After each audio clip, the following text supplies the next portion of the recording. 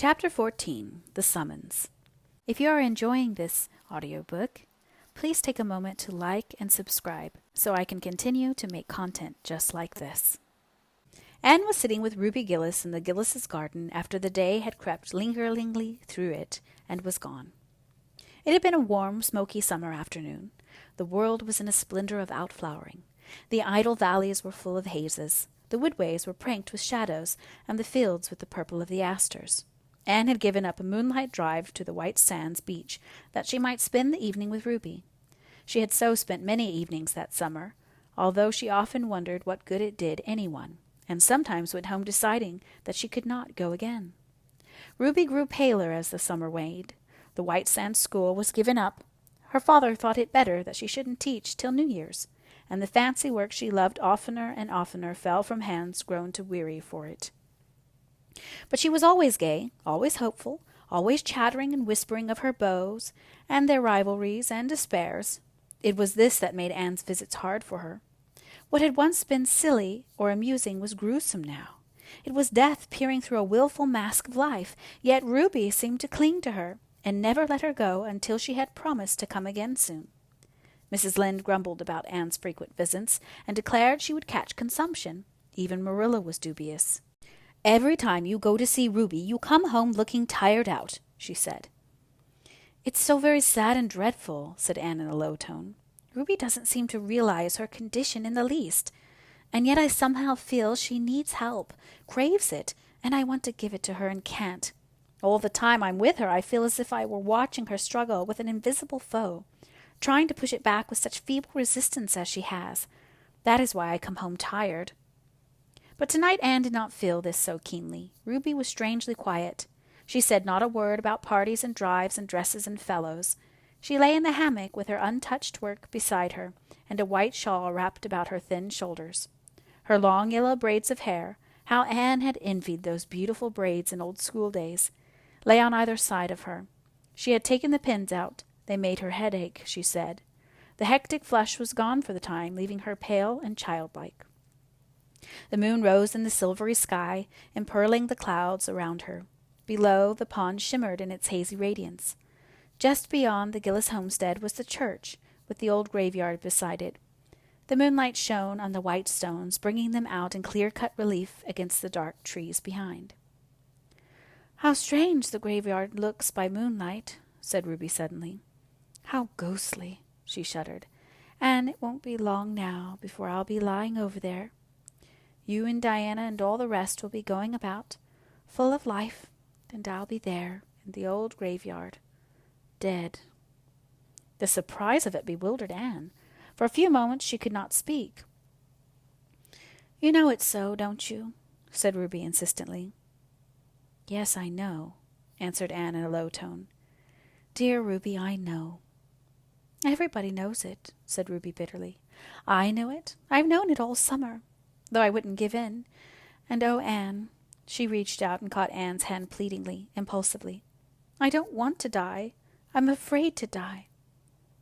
"Why should you be afraid, Ruby?" asked Anne quietly. Because, oh, I'm not afraid, but that I'll go to heaven, Anne. I'm a church member. But it'll be all so different. I think, and I get so frightened and homesick. Heaven must be very beautiful, of course. The Bible says so. But, Anne, it won't be what I've been used to."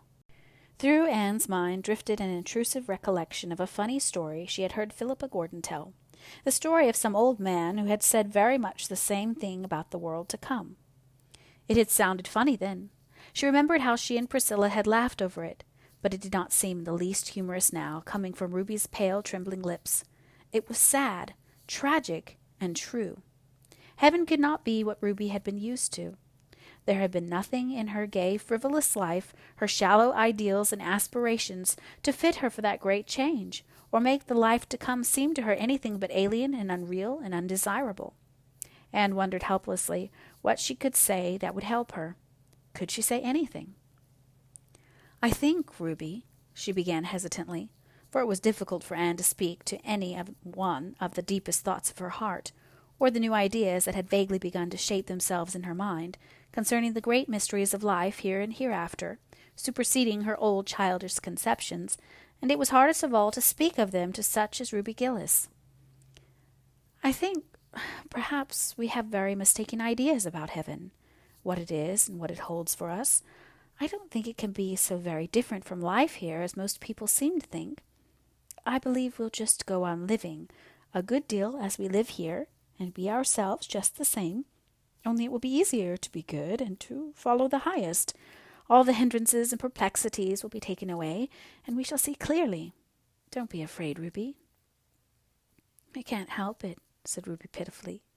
"Even if what you say about heaven is true, and you can't be sure, it may be only the imagination of yours. It won't be just the same. It can't be. I want to go on living here. I'm so young, Anne. I haven't had my life. I fought so hard to live, and it isn't any use. I have to die and leave everything I care for." Anne sat in a pain that was almost intolerable. She could not tell comforting falsehoods, and all that Ruby said was so horribly true. She was leaving everything she cared for. She had laid up her treasures on earth only. She had lived solely for the little things of life, the things that pass, forgetting the great things that go onward into eternity, bridging the gulf between the two lives and making of death a mere passing from one dwelling to the other, from twilight to unclouded day. God would take care of her there, Anne believed. She would learn. But now it was no wonder her soul clung in blind helplessness to the only thing she knew and loved. Ruby raised herself on her arm and lifted up her bright, beautiful blue eyes to the moonlit skies. "I want to live," she said in a trembling voice. "I want to live like other girls. I want to be married, Anne, and have little children. You know I always loved babies, Anne. I couldn't say this to anyone but you. I know you understand. And then poor Herb, he loves me, and I love him, Anne. The others meant nothing to me, but he does.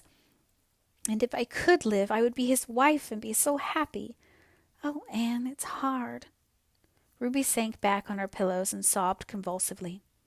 Anne pressed her hand in an agony of sympathy, silent sympathy, which perhaps helped Ruby more than that broken, imperfect words could have done.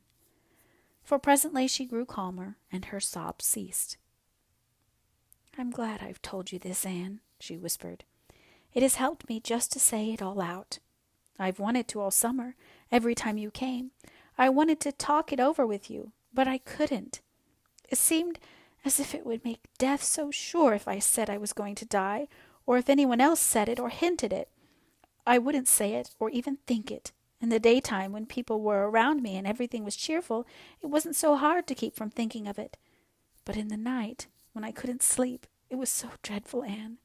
I couldn't get away from it then. Death just came and stared me in the face until I got so frightened I could have screamed." "But you won't be frightened any more, Ruby, will you? You'll be brave, and believe that all is going to be well with you?"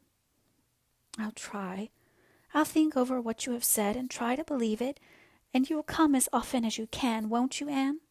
"Yes, dear." It won't be very long now, Anne, I feel sure of that, and I'd rather have you here than anyone else. I always liked you best of all the girls I went to school with. You were never jealous or mean like some of them were.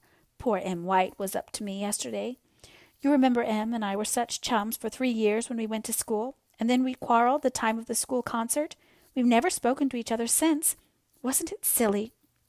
Anything like that seems silly now. But Em and I made up the old quarrel yesterday. She said she'd have spoken years ago, only she thought I wouldn't, and I never spoke to her because I was sure she wouldn't speak to me.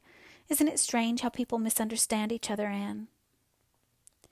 "Most of the trouble in life comes from misunderstanding, I think," said Anne. "I must go now, Ruby. It's getting late, and you shouldn't be out in the damp." "You'll come up soon again?" "Yes, very soon. And if there's anything I can do to help you, I'll be so glad." "I know. You have helped me already. Nothing seems quite so dreadful now. Good night, Anne." "Good night, dear." Anne walked home very slowly in the moonlight. The evening had changed something for her. Life held a different meaning, a deeper purpose. On the surface, it would go on just the same, but the deeps had been stirred. It must not be with her as with poor butterfly Ruby. When she came to the end of life, it must not be to face the next with the shrinking terror of something wholly different, something for which accustomed thought and ideal and aspiration had unfitted her. The little things of life, sweet and excellent in their place, must not be the things lived for. The highest must be sought and followed. The life of heaven must be begun here on earth. That good night in the garden was for all time. Anne never saw Ruby in life again. The next night the Avis gave a farewell party to Jane Andrews before her departure for the West, and while light feet danced and bright eyes laughed and merry tongues chattered, there came a summons to a soul in Avonlea that might not be disregarded or evaded. The next morning the word went from house to house that Ruby Gillis was dead. She had died in her sleep painlessly and calmly, and on her face was a smile, as if after all death had come as a kindly friend to lead her over the threshold instead of the grisly phantom she had dreaded. Mrs. Rachel Lynde said emphatically after the funeral that Ruby Gillis was the handsomest corpse she had ever laid eyes on. Her loveliness as she lay, white-clad, among the delicate flowers that Anne had placed about her, was remembered and talked of for years in Avonlea. Ruby had always been beautiful, but her beauty had been of the earth, earthy. It had had a certain insolent quality in it, as if it flaunted itself in the beholder's eye.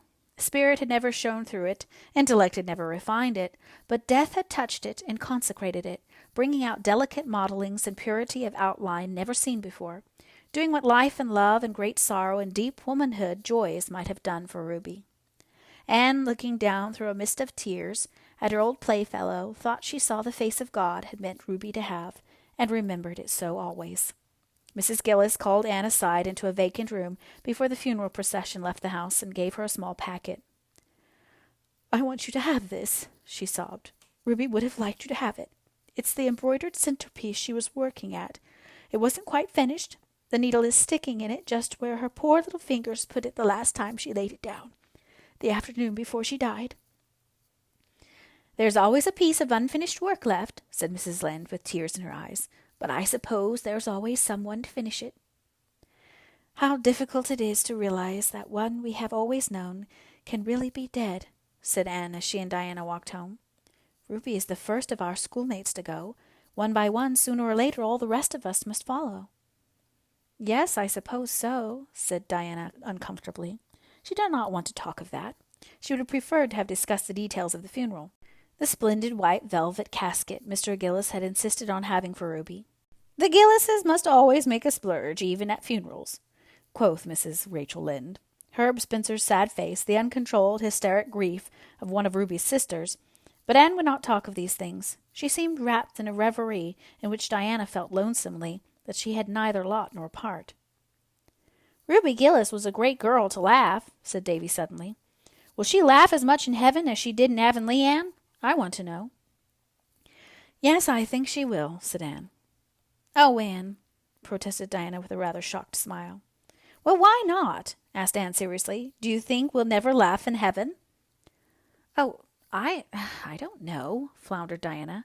"It doesn't seem just right somehow. You know it's rather dreadful to laugh in church." "But heaven won't be like church all the time," said Anne. "I hope it ain't," said Davy emphatically. "If it is, I don't want to go. Church is awful dull. Anyway, I don't mean to go for ever so long. I mean to live to be 100 years old, like Mr. Thomas Blewett of White Sands. He says he lived so long because he always smoked tobacco, and it killed all the germs. Can I smoke tobacco pretty soon, Anne?" "No, Davy. I hope you'll never use tobacco," said Anne absently. "What'll you feel like if the germs kill me then?" demanded Davy.